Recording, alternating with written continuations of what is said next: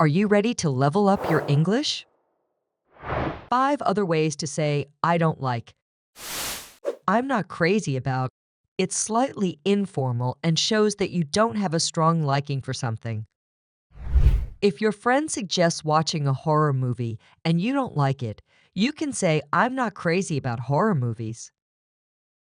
I'm not crazy about surprises. I'm not crazy about tattoos. I'm not crazy about babies. I'm crazy about us. I'm not crazy about this friendship. Next is, it's not my thing.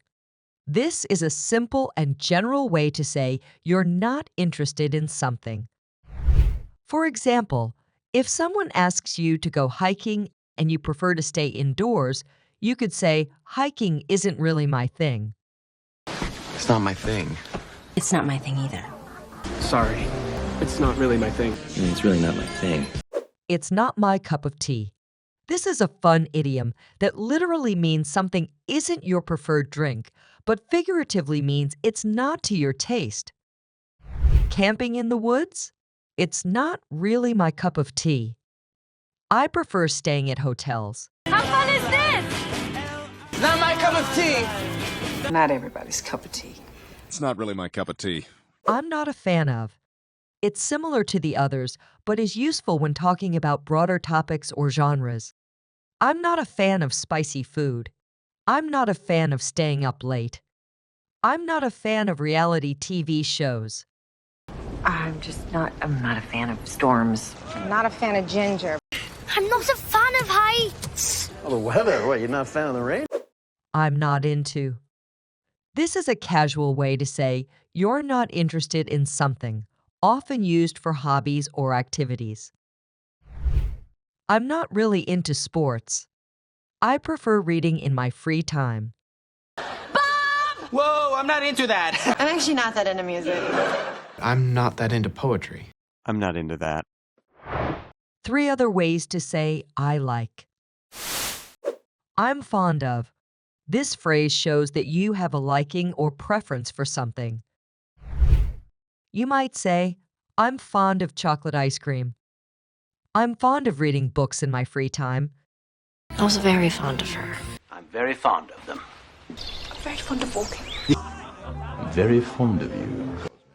I'm very fond of your sister. I'm keen on. It's a gentle way of saying you like something. You might use it like, I'm keen on learning new languages. She's keen on tennis. I think I'm keen on an adventure. I'm quite keen on comic books, especially the ones about superheroes. So you're keen on music? If you want to sound casual, try saying I'm into. It means you are really interested in something. For example, I'm into playing video games. I'm into this. Plus, I'm not into politics. I'm into survival. I'm into older women. 5 other ways to say I think. As far as I'm concerned, this phrase is used to express your personal opinion or belief about a subject. It's a polite way to share your opinion. As far as I'm concerned, the best way to learn English is by practicing it every day. As far as I am concerned, popular music died in 1943. As far as I'm concerned, the sooner she's gone, the better off we'll all be. As far as I'm concerned, whenever you want it, the divorce is yours. Moving on to if you ask me. You use it when you want to give your opinion, especially if no one has asked, but you want to say it anyway. If you ask me, the best ice cream flavor is chocolate. You ask me, you're worried about nothing. If you ask me, that's what being Christian is really about. If you ask me, getting rid of my memories sounds kind of good. As far as I can tell, this phrase suggests that you are making a statement based on the information you have, even if you're not 100% sure. As far as I can tell, she seems quite happy with the new job. But as far as I could tell, it's only shot. And as far as I can tell, you ruined them. And as far as I can tell, monsters, ghosts, demons, they're all pretend. From my point of view, this is similar to, in my opinion, and it is used when you want to share how you see things from your perspective. From my point of view, learning English shouldn't be rushed. Okay. I mean, from my point of view, it's always been that you did something really wrong to me. From our point of view, a planet would appear more like fragments. It seems to me that this phrase is a gentle way to express your thoughts or feelings about a situation. It seems to me that watching movies in English can improve listening skills. But it seems to me that Britta's upset. It just seems to me that perhaps it's time to think about retirement. But it seemed to me that you just got over the hurdle and started enjoying yourself. 5 other ways to say I want. I could go for could. This isn't about ability here. It shows a possibility or desire. Go for. This means wanting or desiring something. So, the whole phrase I could go for means you have a desire for something, especially food or drink. I could go for a coffee. I could go for a cheeseburger. Cheeseburger? I could go for a sandwich. I could go for some nachos. I could really go for some cocoa. Long 2. Imagine you really want to see your best friend after a long time apart. You might say, I long to see my friend. It means you have a strong desire or wish to see them. I long to travel the world. Long to is followed by a verb. Long for is used when you desire or miss something deeply. After long for, use a noun. We long for peace and quiet. Every day I was waiting, longing to see your face. I long to see her. You wasn't long for this world. I'm in the mood for. This shows you have a desire for something specific, often food. For example, I'm in the mood for ice cream. I'm not in the mood for bacon.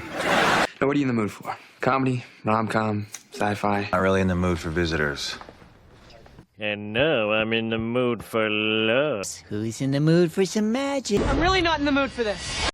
I feel like this is similar to in the mood for, but it can be used for activities or anything you desire to do. For example, I feel like going for a walk. I feel like dancing. You feel like going for a run? Feel like going to prom? I'd like. I'd like is a contraction for I would like. It's a polite way to ask for something. I'd like some water, please. I'd just like to speak with you. I'd like to meet her. I'd like to meet her. Well, I'd like to travel and maybe go back to school. 5 other ways to say thank you. I can't thank you enough. This is used when you feel extremely thankful. For example, if someone helps you move to a new house, you might say, I can't thank you enough for all your help today. You've taken so many risks for me. I can't thank you enough. I can't thank you enough. I can't thank you enough. That means a lot to me. This emphasizes how much you value someone's actions or words. If a friend supports you during a tough time, you might tell her, your support means a lot to me. Thank you. That means a lot to me. Thank you, Theodore. That means a lot to me. Thank you, friend. That really means a lot to me. I'm grateful. This phrase expresses deep gratitude and is often used informal. And I'm grateful. I'm grateful for you. I'm grateful for him. I am grateful, so thank you. I'm so grateful. Thanks a million. This is a more informal way to say, thank you very much. If your neighbor looks after your pet while you're away, you could say, thanks a million for taking care of Max. Good luck, Susie. Yeah, thanks a million, Harry. Thank you, hon. Thanks a million. Oh, thanks a million. I appreciate it. You brought me coffee? I really appreciate it. Well, thank you for your time. I really appreciate it. I really appreciate it. I appreciate that. 5 other ways to say you're welcome. Glad I could help. This phrase expresses that you are pleased to have been of assistance. I think you helped me make up my mind. I'm so glad I could help. Thanks. I'm glad I could help.